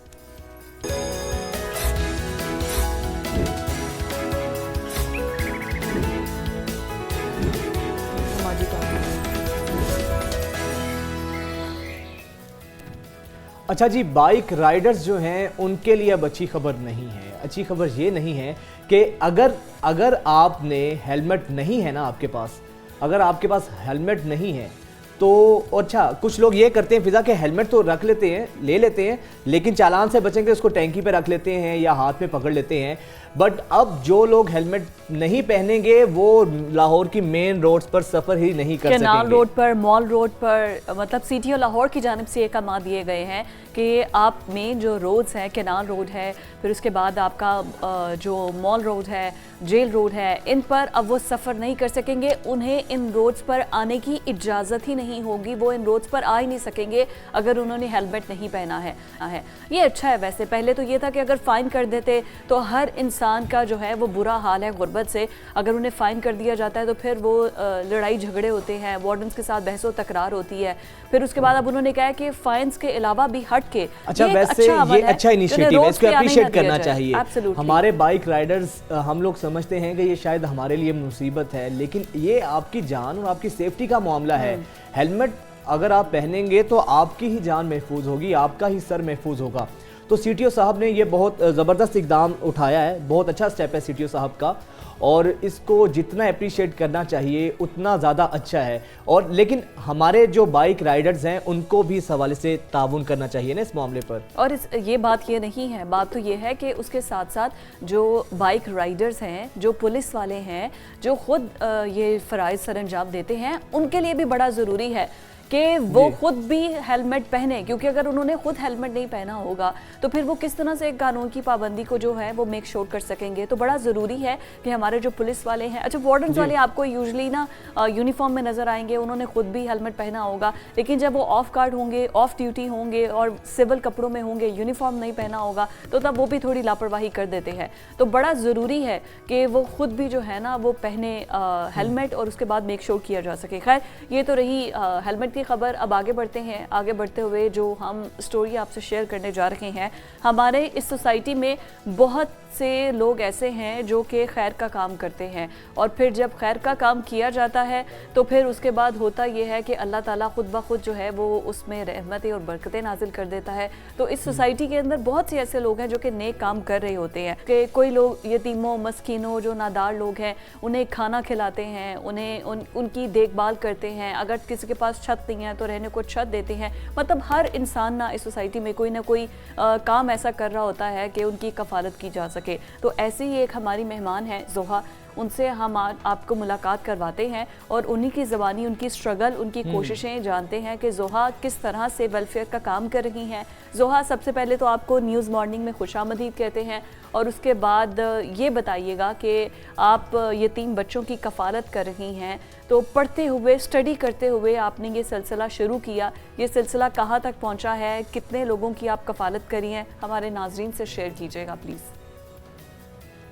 मैं 22 बच्चे हैं, ये वधवा केयर होम के नाम से इंस्टीट्यूशन है, और ये वधवा वेलफेयर ऑर्गेनाइजेशन का प्रोजेक्ट है।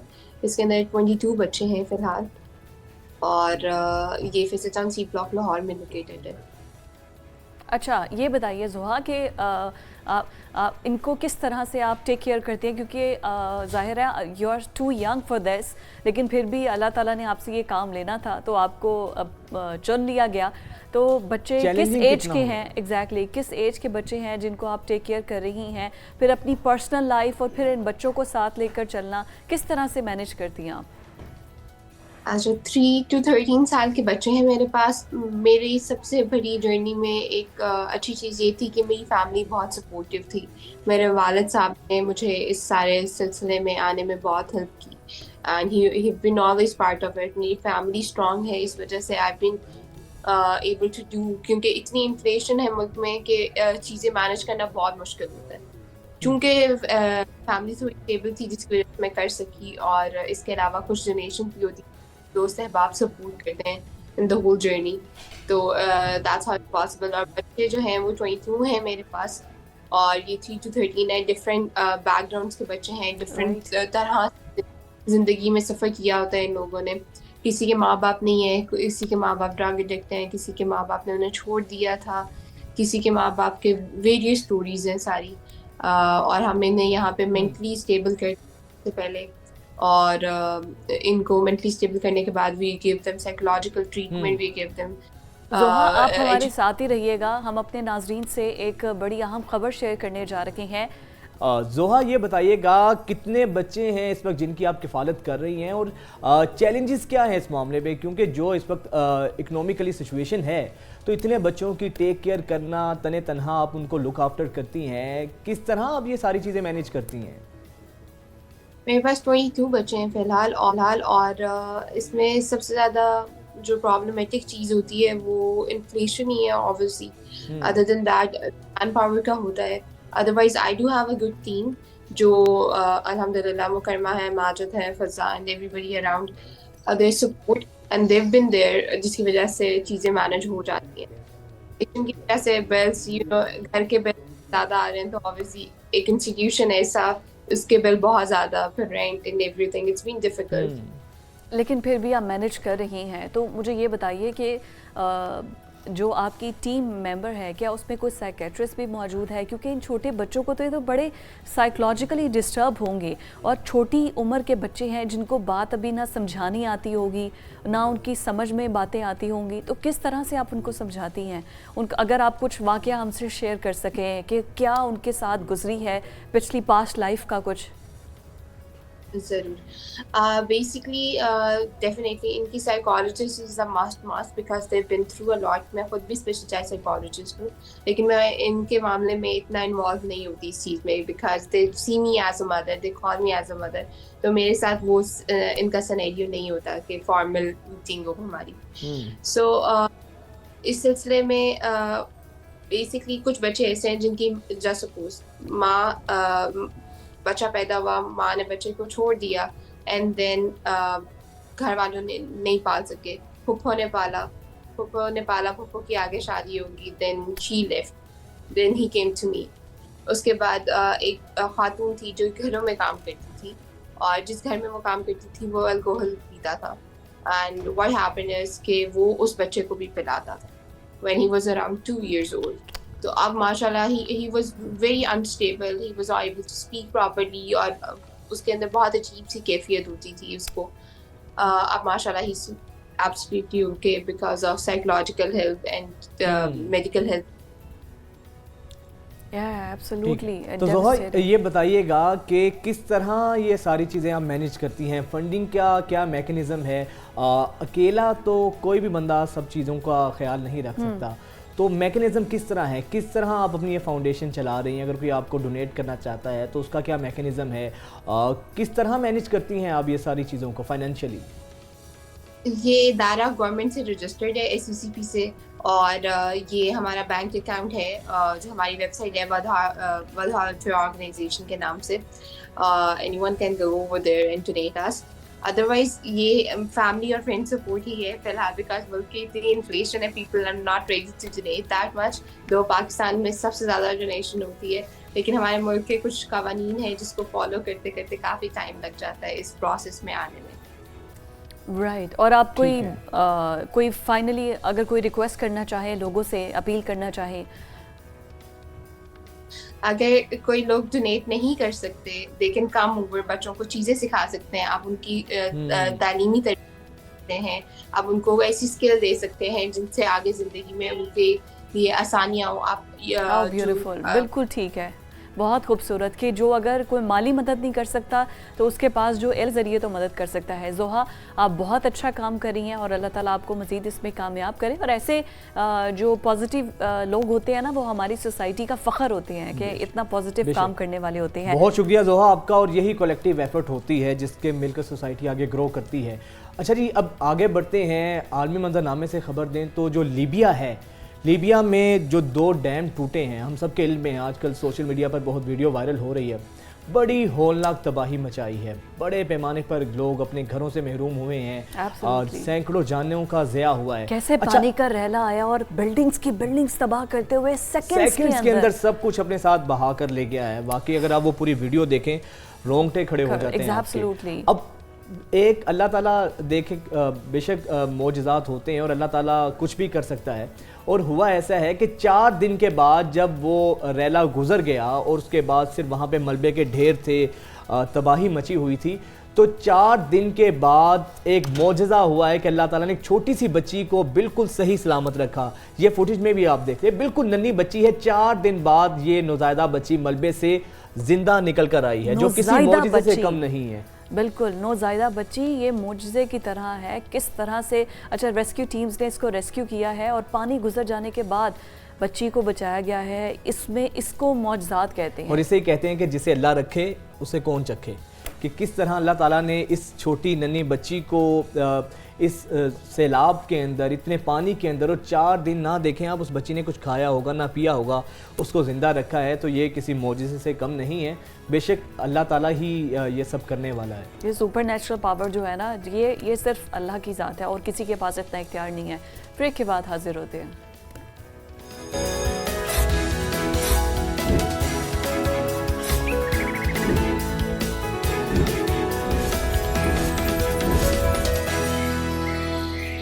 ब्रेक के बाद एक दफ़ा फिर से खुशामदीद। और नाजरीन, आज हम आपकी मुलाकात एक बड़ी मोटिवेशनल स्टोरी है, क्योंकि ये स्टोरीज़ ऐसी होती हैं जो सुनने वालों और देखने वालों के लिए बहुत मोटिवेशनल होती हैं, उनको कुछ करने और कुछ कर गुजरने पर आमादा करती हैं। स्टोरी ये है कि एक दियारे गैर के अंदर एक 6 माह का बच्चा, जिसके फादर की डेथ हो जाती है और मदर जो हैं उनके पास करने को कोई दूसरा काम नहीं है, वो बच्चा 6 माह की उम्र में यतीम हो जाता है।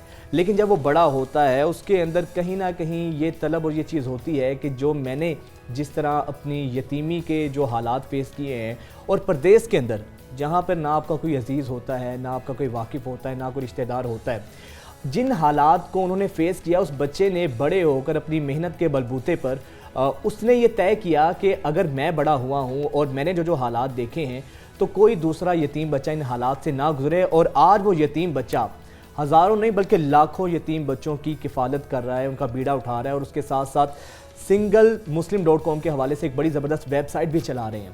तो इसी पर बात करने के लिए आज हमारे साथ अदीम यूनुस, जो कि सोशल वर्कर हैं, वो हमारे साथ मौजूद हैं। अदीम, वेलकम टू न्यूज़ मॉर्निंग। वालेकुम अस्सलाम, आपको खुशामदीद कहते हैं। अदीम, सबसे पहले तो ये बताइएगा, ये जर्नी शुरू कहाँ से हुआ, कहाँ से आपके माइंड में ये चीज़ आई? शुक्रिया, अस्सलाम वालेकुम। तो मैं पहले तो माज़ूर चाहता हूँ, मेरी जो उर्दू है ना वो इतनी अच्छी नहीं है, तो मैं कोशिश करूँगा। तो ये जो जर्नी थी ना, मुझे नहीं मालूम था कि ये जर्नी वहाँ से शुरू हुई जब मैं 6 साल का था, जब मेरे फादर का, वालिद का इंतकाल हो गया था। तो उसके बाद जो ना यूके में, आपको मालूम होगा या नहीं, आपके व्यूज़ को मालूम होगा कि वहाँ की जो स्टेट है ना, वहाँ की जो गवर्नमेंट है वो बहुत अच्छी है। जो है ना लेस फॉर्चुनेट जो आदमी गरीब होते हैं, उनको लुक आफ्टर करने के लिए हमारे पास गवर्नमेंट वेलफेयर की तरह उसका टेक केयर करते हैं ना, बहुत अच्छा होता है। स्कूल के कपड़े भी होते हैं, खाना भी होता है, मेडिकल आप दांतों की फुल जनरल मेडिसिन, हर चीज़। तो वो तो कोई प्रॉब्लम नहीं थी, मतलब लुक आफ्टर करने के लिए। और जब मैं मतलब व्हेन आई ग्रू अप, बचपना तो बहुत मतलब है वहाँ, ठीक है, हर बच्चा, हर आदमी मुझे कहता कि ये किसका बेटा है, तो ये वो यूनुस का नहीं जो फैक्ट्री में काम करता है, ये वो यूनुस का बेटा नहीं जो टैक्सी में काम करता है, ये वो यूनुस का बेटा है जो फोत हो गया है, ये यतीम बच्चा है। तो फिर वो मेरे सर पर हाथ फेरते थे, मुझे थोड़ा सा 5 पाउंड 1 पाउंड थोड़ा सा पैसे देते थे, जो कपड़े उनके पुराने कपड़े थे वो देते थे, किताबें थे वो देते थे। तो इट वाज बहुत प्यार, बहुत मोहब्बत की एक हमारी छोटी सी कम्युनिटी थी पाकिस्तानी की, उन्होंने छोटी look after किया आपको। लुक आफ्टर किया। तो मेरी जो माँ थी ना, वो उन्होंने बहुत ज़्यादा इस पर फोकस की कि हमें कमी महसूस नहीं होने दी। फादर की वो हमें बार बार कहती थी, मैं आपकी मदर भी हूँ और आपका फादर भी हूँ। गाड़ी भी उन्होंने लर्न की, सीखी कि गाड़ी कैसे चलाएं। तो हमें स्कूल भी ड्रॉप ऑफ किया, पार्क में भी ले गए, ट्रिप्स में भी ले गए।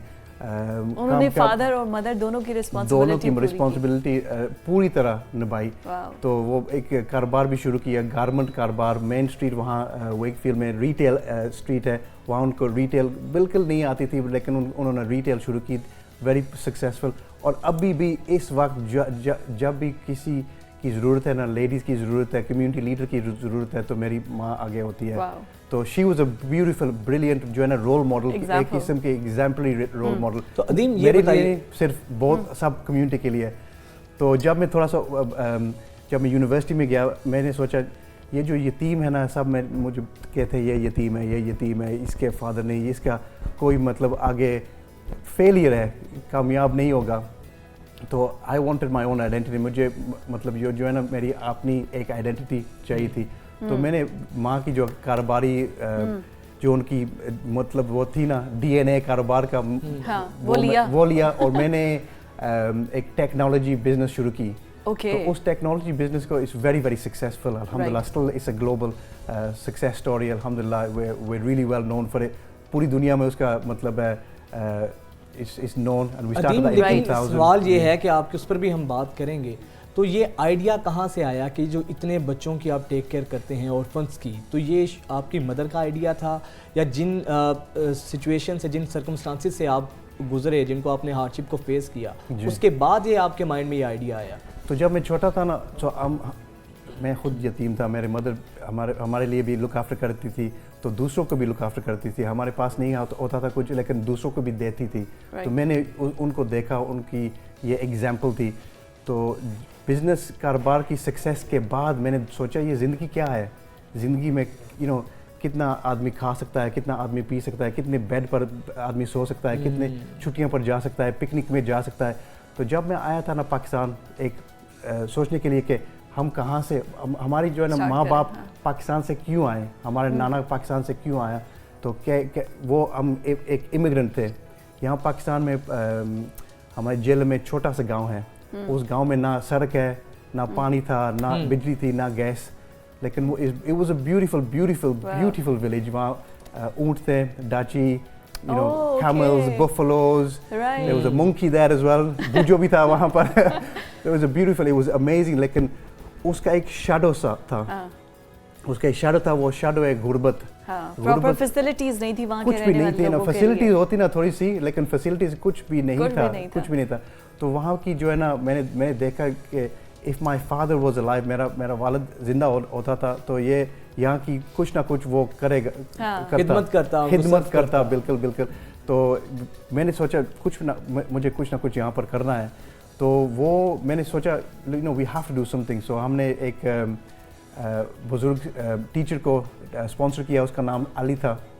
अली को हम 30 पाउंड अ मंथ देते थे। 30 पाउंड मतलब मंथ कुछ भी नहीं। मेरे जो मोबाइल फ़ोन का बिल 60 पाउंड है, 60-70 पाउंड। जिम मेंबरशिप 40 पाउंड का होता है। तो अली को हमने दिया, तो वो बहुत शुक्रगुजार था। हाँ, और बिकॉज आप जब पाउंड्स को इधर रुपीस में करते हैं कन्वर्जन उसकी, तो वो यहाँ के निस्बत तो काफ़ी ज़्यादा है। अच्छा, आप जो बच्चे हैं उनको टेक केयर करते हैं, जो ऑर्फनेज हैं, ताकि उनको वह महरूमियाँ फील ना हो जो आपने फील की है, and that is very good. और प्लस आपने ये सब कुछ अपने पेरेंट्स से अडॉप्ट किया है, आपके पेरेंट्स आपके लिए एग्जाम्पल हैं। But on the other hand you are also running a successful business जो डिजिटल मैरिज के लिए और मुस्लिम कम्युनिटी के लिए है। मैं चाहूँगी कि आप उस पर भी थोड़ा हाईलाइट करें कि ये दो दिलों को मिलाने का आइडिया कहाँ से आया? ऑनलाइन just before that, उसके पहले मैं थोड़ा सा कहना चाहता हूँ कि जात ने मुझे पूछा था कि वो आइडिया कहाँ से आया। वो आइडिया यहाँ से आया पेनी अपील का, कि जो है ना, जो मोहब्बत मुझे मिली ना, जो मुझे वेलकम मिली यहाँ पाकिस्तान के उस वक्त, और अभी 25 years later मैं आता हूँ पाकिस्तान रेगुलर बेसिस पर, Right. और मैं भी और जो पाकिस्तानी है ना वहाँ यूके में, अमेरिका में, कनाडा में, जो जिनकी प्यार मोहब्बत जो जिनकी छिक है वो थ्रू पेनी अपील हमें डोनेट करते हैं मिलियंस के हिसाब पर, Right. अरब के हिसाब पर जो डोनेट करते हैं। उन्होंने पाकिस्तानी को भूला नहीं। और ये 14 ईयर से ये सारा सिलसिला, 14 साल से ये शुरू हुआ। 14 साल से पेनी अपील ऑफिशियली शुरू हुआ है। उससे पहले जो है ना खुद अपनी तर्ज पे जितना कर सकते थे। अच्छा, ये सिंगल मैरिज जो है इसका ज़रा आइडिया बताएं कि जो हमारे ऑफिस के अंदर सिंगल्स बैठे हैं they also can apply on that website. Absolutely singlemuslim.com कितनी बात सॉरी सिंगल मैरिज, एक तो मैरिज का लफ्ज मेरे माइंड से singlemuslim.com। नो ये जो है ना चैरिटी का काम जो हम करते हैं, ये शुक्रिया है singlemuslim.com का। जो सिंगल मुस्लिम है जो टेक बिजनेस है उसके ऊपर ही सब कुछ ये हमारा चैरिटी काम शुरू है। और ये जो है ना ये भी एक अलग सी कहानी है कि मेरी माँ ब्लेस है, वो हर वक्त हमारे लिए, बच्चों के लिए हर माँ बाप तो बेहतर काम सोचता है। तो वो जब मैं 19 इयर्स का था, 19 साल का, तो मुझे कहते हैं कि आपने पूरी उम्र जो है ना वो गर्लफ्रेंड बॉयफ्रेंड के साथ हराम है, नहीं जाना, नहीं बात करनी है। हाँ। तो जब मैं 19 साल का हुआ ना तो उन्होंने कहा कि आपके पास कोई लड़की है जो आपको पसंद की है? आपने कहा आपने तो मना किया। आपने तो मना किया है, मैं नेरे भी नहीं जाता क्योंकि मार पड़ेगी। तो कहते कोई मसला नहीं, आप जाएं पाकिस्तान, आपके चाचा की जो है ना बेटी उसके साथ शादी करने की है। मैंने कहा ये कैसे हो? मैं उसको देखता हूँ कि मेरी सिस्टर है। तो कहते नो प्रॉब्लम, आप ढूंढ ले फिर। तो वो मुझे एक, आप ना सोचे कि बहुत ये आदमी डेस्परेट है। उसके बाद मैंने सोचा ये कैसे लोरूं, how do I find somebody.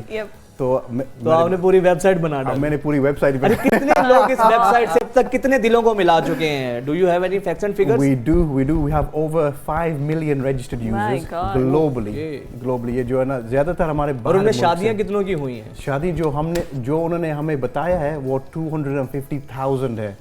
Okay, 250,000 people। और सिर्फ मुस्लिम लोग इसमें अकाउंट बनाते हैं और अपना जो है वो क्या नॉन मुस्लिम के लिए भी है? नहीं, सिंगल मुस्लिम तो आप मैं ये पूछ रही थी कि सिर्फ आपने मुस्लिम कम्युनिटी को टारगेट किया है, क्योंकि और मुस्लिम कम्युनिटी कहाँ पे भी है, किसी भी दुनिया के कोने में है। यहाँ पाकिस्तान तो यूके भी हम शादी भी कराते हैं, बहुत सारे हमें यहाँ से शादी। यानी कि बहुत से जो बैचलर्स हैं, कवारे हैं, जिनको शादियाँ नहीं हो रही, तो सिंगल मुस्लिम, सिंगल मैरिज का सिंगल मुस्लिम singlemuslim.com पे जाके हमारी कोशिश है उनको सिंगल मुस्लिम नहीं है, हमें उनको डबल मुस्लिम करना है। ये हमारी ये उसका आपने बेसिकली शादी नहीं, आपने पॉपुलेशन बढ़ाने का ठेका उठाया। खुद भी singlemuslim.com पे जाके आपकी शादी हुई थी ना? जी जो मेरी पहली शादी थी वो ऐसे ही होती थी। ये मिसाल है कि जो खुद इसके ओनर है उन्होंने खुद singlemuslim.com पे जाके शादी की थी। लास्टली हमारे पास टाइम कम है, ये बताइएगा पाकिस्तान में कहाँ पे आपका रिलीफ का वर्क चल रहा है? हम जो है ना पाकिस्तान में नॉर्दर्न एरियाज़ में कम करते हैं, विंटर में स्नो रिलीव करते हैं, फ्लड रिलीव करते हैं, बहुत all the way from the top to the bottom, from the right to the left, Tharparkar में काम करते हैं। जो हमारा जो है ना चैरिटी का काम, मैं कहता हूँ कि it covers the full cycle of poverty, from child birth, यतीम बच्चों की, बेवा औरत की, खाने का, पीने का, एजुकेशन का, all the way to हम जो कहते हैं ना वो end of life, who is deserving, उसको आप help करते हैं। लाइफ बुजुर्गों के हमारे all people homes भी है। जिन व्यूअर के साथ whoever's got time तो वो आ सकते हैं हमारा प्रोजेक्ट देखने के लिए। PWD इस्लामाबाद में भी है, स्वावा में भी है, हमारे होम है यहाँ पर। Best of luck, heads off to you, जितना अच्छा माशाल्लाह काम कर रहे हैं और 2 दिनों को मिलाने वाला जो काम कर रहे हैं ये सबसे अच्छा है। तो बहुत शुक्रिया आपका, इसी तरह काम करते रहें। चाहे रहे नाजरीन, हमें इजाज़त दीजिए, इंशाल्लाह आपसे मुलाकात होती है।